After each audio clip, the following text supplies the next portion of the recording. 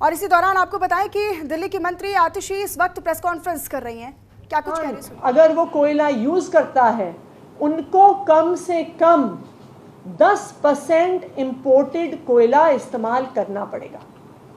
और अगर आप देखने जाएंगे ये इंपोर्टेड कोयला, तो इंपोर्टेड कोयले का दाम डोमेस्टिक कोयले से तकरीबन 10 गुना ज़्यादा है। डोमेस्टिक कोल का कॉस्ट 1 टन का अप्रॉक्सीमेटली 2000 रुपये पर टन आता है, लेकिन जो इंपोर्टेड कोल आज हर थर्मल पावर प्लांट को यूज करना कंपलसरी कर दिया है सेंट्रल गवर्नमेंट ने, उसका कॉस्ट 25,000 रुपीज पर टन है। इस 10% ब्लेंडेड इंपोर्टेड कोल के आदेश से आज देश भर में बिजली महंगी हो रही है, चाहे वो देश में किसी भी पावर प्लांट में जनरेट हो रही है। दूसरे तरह के पावर प्लांट्स गैस पावर्ड होते हैं, वहां पर भी केंद्र सरकार के गैस प्राइसेस को कंट्रोल करने की वजह से वहां पर भी पावर कॉस्ट इंक्रीज हो रही है।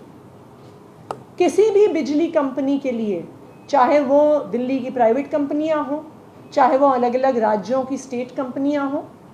80% जो उनका खर्चा आता है वो बिजली खरीदने पर आता है। अगर केंद्र सरकार की नीतियों के वजह से बिजली के दाम बढ़ेंगे, अगर केंद्र सरकार की नीतियों की वजह से एनटीपीसी के पावर मैन्युफैक्चरिंग पर यूनिट के दाम बढ़ेंगे, अगर केंद्र सरकार की नीतियों की वजह से कोयले के दाम बढ़ेंगे, तो इसका असर ना सिर्फ दिल्ली पर बल्कि पूरे देश की बिजली पर आने वाला है।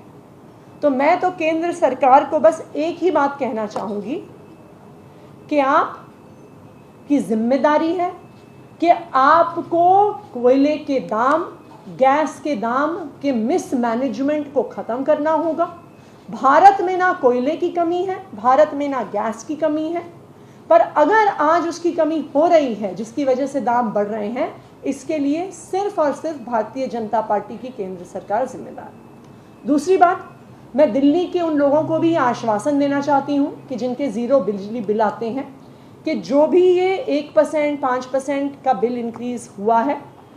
जिन कस्टमर्स के ज़ीरो बिजली बिल आते हैं, ये पूरा खर्चा दिल्ली सरकार की सब्सिडी ही उठाएगी और आपको 200 यूनिट तक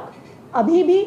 बिल्कुल भी बिल नहीं देना पड़ेगा, आपका ज़ीरो बिजली बिल आता रहेगा। Thank you. आतिशी जी, एक बताइए, कोयला और गैस के दाम बढ़ने से पीपीएससी का रेट बढ़ा दिया गया, लेकिन पिछले कुछ सालों में हमने ये देखा है कि जो और नेचुरल सोर्सेज है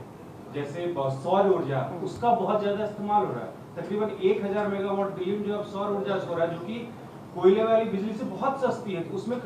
दाम में कमी क्यों नहीं आ रही है? देखिए, अभी जो सौर ऊर्जा का प्रयोग है वो अलग अलग इंस्टीट्यूशंस, चाहे वो कमर्शियल हैं चाहे वो गवर्नमेंट हैं, जैसे हमारे दिल्ली के सारे स्कूलों में बिजली जो आती है और सोलर पैनल से आती है जो स्कूलों के छतों पे लगे हुए हैं। लेकिन अभी तक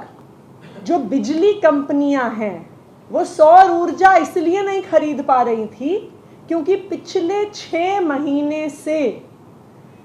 renewable energy round the clock, basically renewable energy अगर आपको खरीदनी होती है तो आप सिर्फ सौर नहीं खरीद सकते हैं, क्योंकि सौर ऊर्जा से दिन में होती है, वो सर्दियों में अवेलेबल नहीं होती है। तो एक कॉन्सेप्ट होता है renewable energy round the clock, कि आप ऐसे प्रोवाइडर से बिजली खरीदते हैं जो आपको सौर ऊर्जा भी देता है, विंड पावर भी देता है, कि साल भर और दिन में 24 घंटे आपको एक कंसिस्टेंट सप्लाई मिलती रहे।